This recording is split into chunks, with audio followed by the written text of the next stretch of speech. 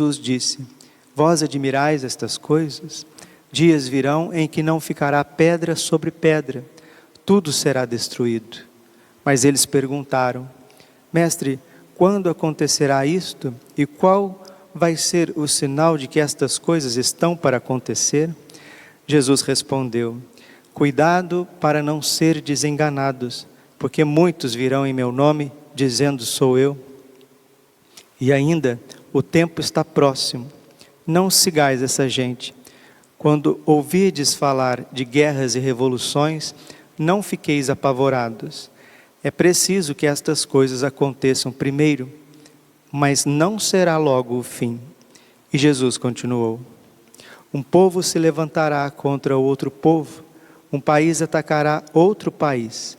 Haverá grandes terremotos, fomes e pestes em muitos lugares. Acontecerão coisas pavorosas e grandes sinais serão vistos no céu. Palavra da salvação. Ave Maria, cheia de graça, o Senhor é convosco. Bendita sois vós entre as mulheres, bendito o fruto do vosso ventre, Jesus. Santa Maria, Mãe de Deus, rogai por nós, pecadores, agora e na hora de nossa morte. Vinde, Espírito Santo, vinde por meio da poderosa intercessão do Imaculado Coração de Maria, vossa amadíssima esposa. Jesus, manso e humilde de coração. O Senhor vem julgar nossa terra. Neste domingo celebramos a solenidade de Cristo Rei. E a reflexão é profunda, porque Jesus não é rei somente do povo judeu, mas também ele é rei dos pagãos. E essa porção santificada dos pagãos é a Santa Igreja Católica, que é a extensão do povo de Israel. Mas Jesus também não é só rei da Santa Igreja Católica, ele é rei de todos os povos, mesmo não reconhecendo a sua força, o seu amor, a sua misericórdia. Ele não é rei somente dos homens, mas de todo o cosmos, de todo o universo, porque os elementos da natureza estão a serviço desse Rei e Senhor. E Deus, sendo sumamente feliz em si mesmo, três pessoas, Pai, Filho e Espírito Santo, trindade de amor, felicidade plena, amor perfeito, verdade perfeita, Deus quer comunicar, Ele quer doar o seu ser a nós, as criaturas. Por isso que Ele criou os anjos, seres livres, inteligentes, dotado de vontade, de livre arbítrio, e criou os seres humanos. Qual que é o projeto de Deus a respeito do ser humano? É a divinização do ser humano. Deus não quer dar somente para nós o céu, que seria algo extraordinário, o céu, a glória do céu, a alegria sem fim. 1 Coríntios capítulo 2, versículo 9. O que os olhos não viram, o que os ouvidos não ouviram, o que o coração humano jamais imaginou, Deus tem reservado para aqueles que o amam. O céu já é a glória das glórias, mas Deus vai além. Ele quer se dar a nós. Deus quer pegar você e introjetar você, infundir você no ser dele. Participação da natureza divina. Meus irmãos, e como que nós precisamos alargar a nossa fé, nossa esperança e a nossa caridade, porque somos de todos os povos, não somente aqueles que podem render glórias, elevar as mãos, o coração, os olhos para o Deus único e verdadeiro, mas muito mais o nosso Deus e Senhor, que é o Deus de todos, o Deus do universo inteiro. Há um só Senhor, um só Deus, uma só fé. Efésios capítulo 4, versículo 5. Deus é um só, o seu poder é infinito. a sua ciência, o seu conhecimento é infinito, a sua onipresença, ela envolve todas as coisas, como está em Isaías 6:3, a visão do profeta diante do altar, a glória do Senhor e os serafins, santo, santo, santo, Senhor Deus do universo, o céu e a terra estão cheios da vossa glória, transbordam a vossa glória, e Deus quer te dar esse mistério de amor, porque Ele se fez homem, e não só se fez alimento do homem. A minha carne é verdadeiramente uma comida, o meu sangue é verdadeiramente uma bebida. Os primeiros cristãos, eles eram chamados pelos pagãos de Cristóforos, ou seja, portadores de Deus, porque a consciência deles, que eles recebiam, que eles comiam a carne de Jesus, que eles bebiam o sangue de Jesus, era muito grande. Se receber a bênção de Deus, se receber a luz de Deus, a palavra de Deus, já é sinal de transformação. Quanto mais receber o corpo e o sangue de Deus, ser casa de Deus, isso é motivo de grande alegria. Padre, mas tantas coisas adversas ao nosso redor, justamente a rejeição desse amor, a rejeição dessa bondade, desse cuidado, é que faz com que as coisas fiquem desordenadas. O pecado é isso, o pecado é desordem. O pecado é se afastar de Deus, diz Santo Tomás de Aquino, e caminhar para o nada, para a tristeza, para o não ser. O que é o inferno? É a ausência de Deus, é uma tristeza total, um ódio total, uma blasfêmia total. Isso é o inferno, é o não ser. E Deus, para que nós não caiamos no inferno, Ele vem a nós todos os dias na Santa Missa. Todos os dias o Senhor nos visita no mistério eucarístico, com a sua palavra, uma palavra que traz luz, traz esperança. Hoje o Evangelho de São Lucas, capítulo 21, é chamado a escatologia de São Lucas, de hoje, dessa semana, desde Cristo Rei até o segundo domingo do Advento, nós vamos ler, nós vamos debruçar com os trechos da Bíblia que fala da segunda vinda de Jesus Cristo, a vinda gloriosa de Jesus Cristo. Todos nós temos as nossas inconformidades sociais, inconformidades pessoais. E quando que é o fim dessas inconformidades? É a volta gloriosa de Jesus. A Bíblia termina assim: Maranata, vem Senhor Jesus. Nós te aguardamos, vem Senhor. E nós precisamos dizer isso todos os dias: Maranata, vem Senhor Jesus, vem no meu coração, com a tua força, com o teu espírito. E muitos têm medo do fim das coisas, mas Jesus está falando para nós no Evangelho hoje. Lucas 21, 6. Vós admirais estas coisas? Dias virão em que não ficará pedra sobre pedra, tudo será destruído. Jesus está falando a respeito do templo de Jerusalém. Por que Jerusalém passou por uma destruição? No ano 70 da era cristã, o imperador Tito, romano, entrou com as suas legiões em Jerusalém, destruiu tudo, destruiu o templo, pôs fogo na cidade, matou todos que estavam na frente, a ponto do historiador judeu Flávio Joséfo dizer que Jerusalém tinha sangue pelas canelas. Por que Jerusalém rejeitou o Senhor da glória? Jesus chorou diante de Jerusalém, porque Jerusalém fechou o coração, não quis se abrir a esse amor. E o fim do judaísmo, porque depois da destruição do templo de Salomão, a capital de Israel, Jerusalém, só sobra lá hoje um pedaço que é o Muro das Lamentações, onde os judeus fazem as suas orações, lamentando por essa destruição do templo há 2000 anos, e eles não têm onde oferecer os seus sacrifícios. Foi o fim do judaísmo, porque uma religião sem sacrifício, uma religião sem sacerdotes para oferecer o sacrifício no templo, é uma religião falida, é uma religião que findou.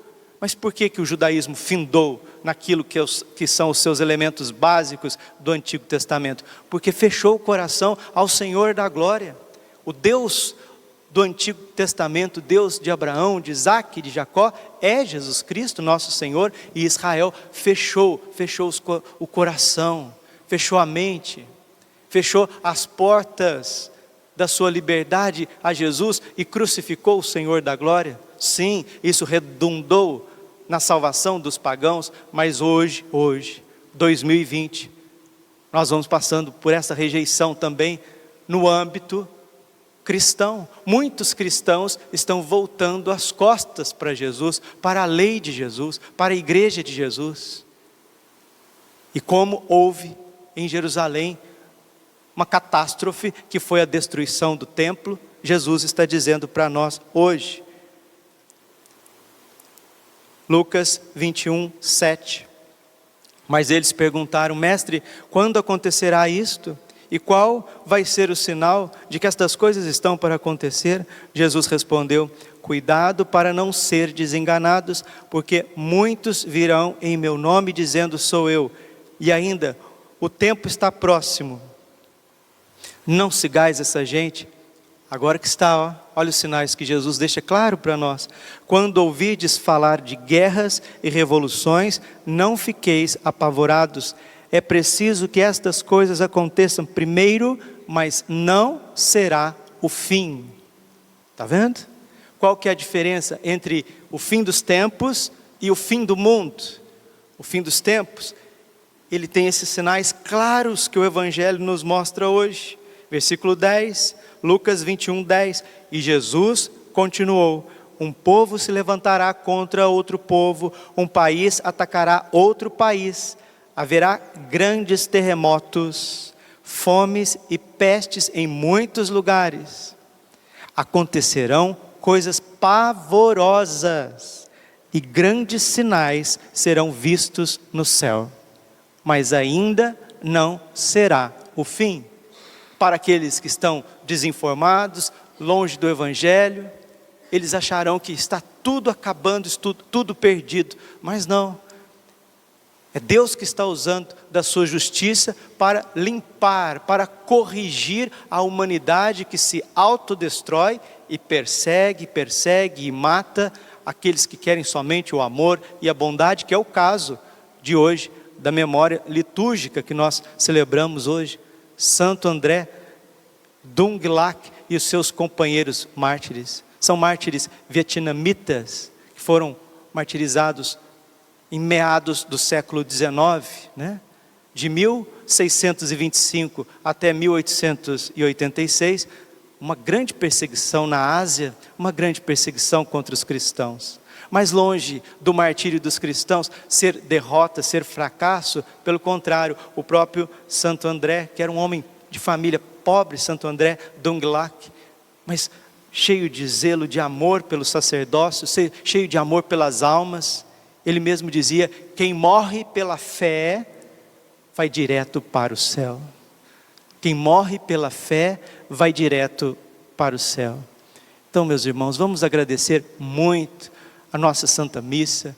Vocês acordam de manhãzinha, nossa missa começa às 6h10, vocês já estão aqui, a capela está, olha, repleta. É porque o maior evento de amor está acontecendo aqui, nós não queremos perder. Nós que já costumamos vir à missa todos os dias, se a gente não vem um dia, já fica uma falta muito grande, né? Fica um vazio muito grande. Então, é isso mesmo. E olha, Jesus disse um dia para Marthe Robin, é uma mística francesa, ela viveu 51 anos somente de Jesus eucarístico, 51 anos. Está em processo de beatificação. Jesus disse para ela tem rios de tinta, de mística católica, de revelações extraordinárias, revelações, inclusive revelações sobre esse tempo que é uma tribulação grande, com terremotos, perseguição, coisas pavorosas, sinais no céu, mas sucedido de um tempo de paz. Marthe Robin, ela viu isso e ela endossava, ou seja, ela dava a veracidade positiva ao fenômeno de Nossa Senhora do Carmo de Garabandal, porque Garabandal fala justamente disso, de um aviso universal para corrigir a consciência do mundo, um milagre que é um sinal portentoso que Deus deixará na Cantábria, no norte da Espanha, no Los Pinos, onde a Virgem apareceu durante 4 anos seguidos, de 61 até 65, e também fala de um castigo. O castigo está aqui na Sagrada Escritura, é uma correção. Apocalipse 3,19, eu corrijo e repreendo aqueles que eu amo. Deus castiga sim, Deus corrige sim, mas longe do castigo de Deus vir do coração dele, que é só amor, é consequência dos nossos atos, é consequência de dar as costas para Deus, como os judeus fizeram. Nós não temos outro rei além de César, como os pagãos fizeram, quando os anjos foram até Sodoma e Gomorra, eles quiseram ter relações sexuais com os anjos, e caiu fogo do céu. Hoje a gente vê esse fenômeno da pedofilia, da ideologia de gênero, o aborto que passa de 60 milhões, Deus corrigirá a consciência desse mundo. Comunhões sacrílegas por todos os lados, negligência da parte de pastores, da parte de ministros do altar, da parte de leigos e leigas, é uma desordem total, e Deus quer corrigir isso de forma carinhosa, doce, suave. Deus quer conversar conosco, quer mostrar o caminho, nos perdoar, mas se nós não quisermos fazer isso, se nós fecharmos o nosso coração, como em Meriba, como em Massa no deserto, fogo irá cair do céu. E em Marthe Robin, ela disse que aqueles que têm mais glória no céu, foram aqueles que tiveram mais amor por Jesus eucarístico na terra. Você escutou? Eu vou repetir. O maior grau de glória lá no céu, ou seja, aqueles que Deus se comunicou mais, se deu mais a eles no céu, são aqueles que tiveram mais amor por Jesus na terra. São Francisco de Assis já dizia isso. Aqueles que estiveram presencialmente com Jesus no seu tempo histórico e não o reconheceram, se condenaram. E São Francisco, no início das suas obras completas, ele coloca: aqueles que têm contato com Jesus eucarístico e não o adora, também se condena. Então vamos pedir essa fé eucarística, escancarar o nosso coração, porque Deus, Ele enviará sim, como nós ouvimos no Evangelho hoje, uma purificação destes tempos, para que haja a reconciliação dos cristãos e um tempo de paz. Por fim, o meu coração imaculado triunfará e será concedido ao mundo um tempo de paz. Aí só depois vem o fim do mundo, que você não sabe quando é, nem eu não sei quando será. Só o Pai sabe. Mateus 24:36, nem os anjos do céu, somente o Pai. Então essa diferença básica, meus irmãos, vocês entenderam? Entre fim dos tempos e fim do mundo. O fim dos tempos é precedido por terremotos, por guerras, por revoluções, por coisas pavorosas, inversões de valores, um grande abalo cósmico, mas que vem a paz, a graça, a reconciliação dos irmãos. O fim do mundo é quando Jesus voltar em glória na sua parousia para o juízo final, de onde há de vir e julgar os vivos e os mortos. Não somos Deus, somos simplesmente criaturas, mas iluminados pelo Espírito Santo, nós já estamos tateando estes fins de tempos. Como na época de Noé, houve um fim daqueles tempos, na época de Abraão, Sodoma e Gomorra, houve aquele fim daqueles tempos, como na época de Jerusalém, com a invasão romana e a destruição do templo, houve o fim daqueles tempos do judaísmo. Hoje parece, graças a Deus, nós estamos vivendo o fim dos tempos da revolução, da inversão dos valores. Nossa Senhora, ela vai triunfar porque é justamente isso, ela vai acabar com essa inversão de valores, com a divisão entre os cristãos, com essa frieza com Jesus eucarístico, com o abatimento do clero, com essa fraqueza da igreja, infidelidade dos pastores da igreja. Nossa Senhora vai acabar com isso através, Deus Pai, Filho e Espírito Santo, através do coração imaculado de Maria, com um novo Pentecoste e a renovação destes tempos para nós. Que coisa mais linda! Isso deve mexer conosco, isso deve mudar a nossa vida, nossa perspectiva, nosso estudo, nosso trabalho, nossos projetos, nossa vocação, principalmente os jovens. Graça sobre graça, meus irmãos, que triunfe logo o Imaculado Coração, que você não tenha mais dúvida entre fim dos tempos e o fim do mundo.